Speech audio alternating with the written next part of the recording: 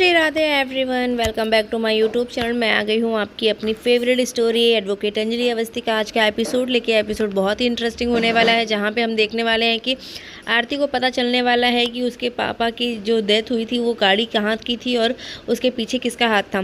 तो आज के एपिसोड की शुरुआत में यहाँ पे हम देखते हैं कि वेद जो होता है वो आरती से कहता है मैं तुमसे बहुत प्यार करता हूँ, पर वो इतना सुन के फिर से वो रुक जाती है जाते जाते। तभी वहाँ पर वो पूछती है कि अच्छा ठीक है, आप मुझसे इतना ही प्यार करते हैं तो मुझे एक बात बताइए, अगर सच सच बताना और आपको मेरी कसम है। तो इतना बोल के वो उसे पूछती है कि ये गाड़ी जो है, एक गाड़ी का नंबर बताती है वो।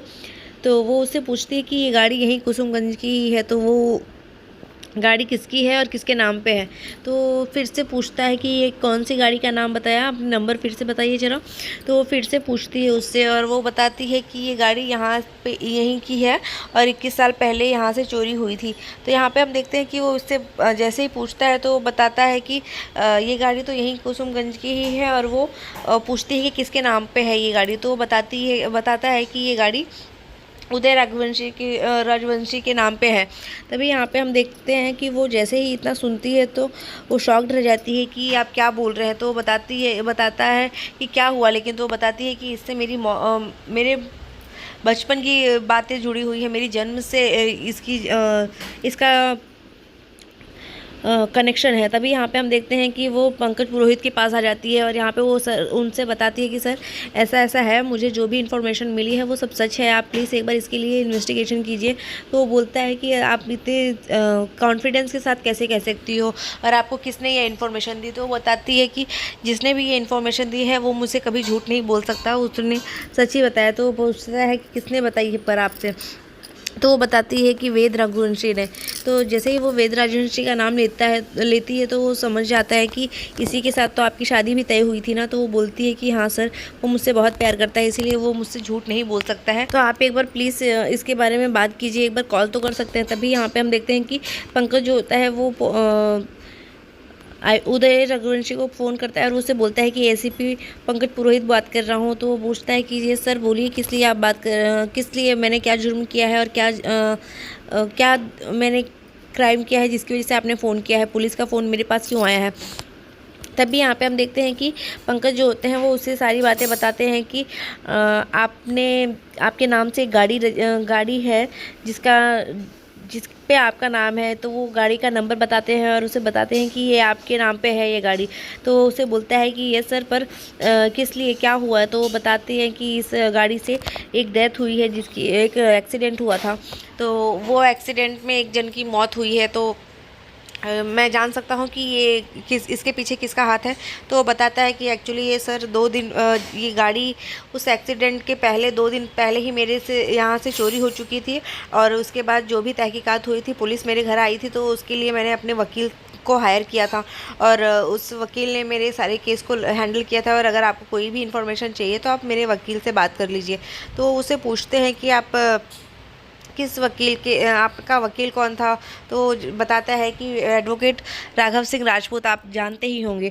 और फिर यहाँ पे हम देखते हैं कि जैसे ही आरती जो होती है वो पंकज के चेहरे पे ऐसे उसके कलर उड़ते हुए देखती, तो वो पूछती कि क्या हुआ सर, क्या बात हुई।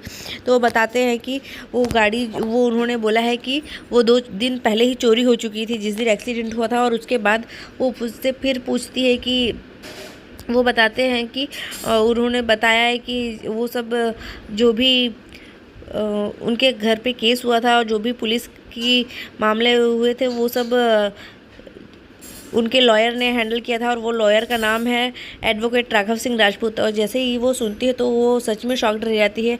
तभी वो राघव सिंह राजपूत को कॉल करती है और उससे बोलती है कि दादाजी।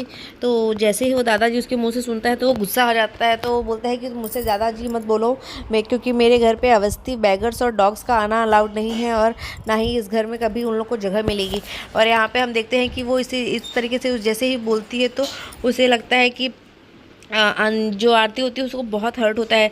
फिर वो उससे बोलती है कि क्यों आप ऐसा क्यों बोल रहे हैं, आप मेरे दादाजी हैं। तो वो बोलता है कि नहीं, मैं तुम्हारा दादाजी नहीं हूँ, और तुम तो बहुत ही मनुष्य हो। तुम्हारे पैदा होते ही तुमने अपने पापा को खा लिया, और तुम्हारी माँ इस तरीके से पैरालाइज्ड हो गई और व्हील चेयर पे आ गई। तो जैसे ही वो इतना सुनती है तो उसको बहुत हर्ट होता है और वो रोने लगती है, क्योंकि वो बोलती है कि प्लीज़ ऐसा मत बोलिए मुझे, प्लीज़ ऐसा मत बोलिए। और इतना सुन के वो शॉक्ड रह जाती है। तभी यहाँ पे पंकज उससे पूछते हैं कि क्या हुआ बेटा, क्या हुआ। तो वो बोलती है कुछ नहीं सर। तभी यहाँ पे वो उसे फिर से दादाजी बोलती है, पर वो बोलता है कि प्लीज़ मुझे दादाजी मत बोलो, मुझे एडवोकेट राघव सिंह राजपूत या फिर सर कह के बोलो।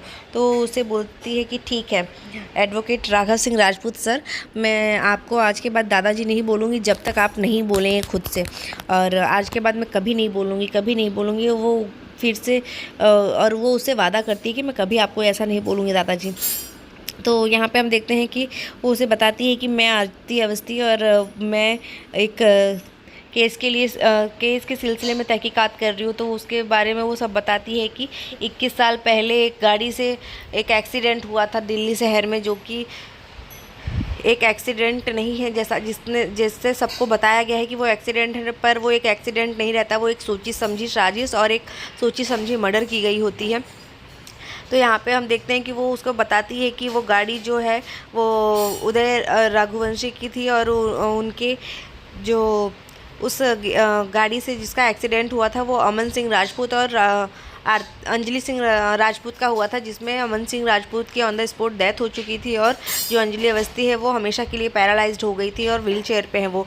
तो यहाँ पे हम देखते हैं कि वो ये सब चीज़ें उसे बताती है, और वो उसे बोलती है कि आप इस केस के लिए आपने जो ये केस जो हैंडल किया है, उसके बाद वो केस हैंडल करने वाला कोई और नहीं बल्कि राघव सिंह राजपूत था। तो ये सुन के वो बहुत शॉक्ड रह जाता है कि ये क्या बोल रही हो तुम। तो वो बोलती है कि हाँ सर, ये एक्चुअली ये उदय रघुवंशी ने खुद बोला है कि उनका यही कहना है कि उनका केस जो हैंडल किया था वो आप ही हैं, तो इसके वजह से आपको भी जेल जाना ही पड़ेगा, और कोर्ट तक तो मैं लेके ही जाऊंगी, और एक साथ मैं दो केस लड़ूंगी। एक मेरी माँ का केस लड़ूंगी उनके हक के लिए, और एक दूसरा केस रहेगा जो कि मेरे पापा की डेथ का रहेगा। तो इतना बोल के वो उसे बोलती है कि मैं ये केस लड़के ही रहूँगी, और फिर वो फ़ोन कट कर देती है। और जैसे ही फ़ोन कट कर देती है, यहाँ राघव सिंह राजपूत के भी होश उड़ जाते हैं कि ये क्या हुआ। और तभी यहाँ पे जो पंकज पुरोहित होते हैं वो आते हैं, और वो उससे पूछते हैं क्या हुआ बेटा, कि क्या हुआ। तो उसे बताती है कि मेरे दादाजी ने मुझे मनहूस कहा, उन्होंने कहा कि अगर मैं उनके घर में जाऊंगी तो उनके घर में सब बर्बादी आ जाएगी। मैंने अपने पापा को खा लिया, मैं अपनी माँ को इस तरीके से व्हील चेयर पे लेके आई, उन्हें पैरालाइज़ कर दिया मेरे होने की वजह से।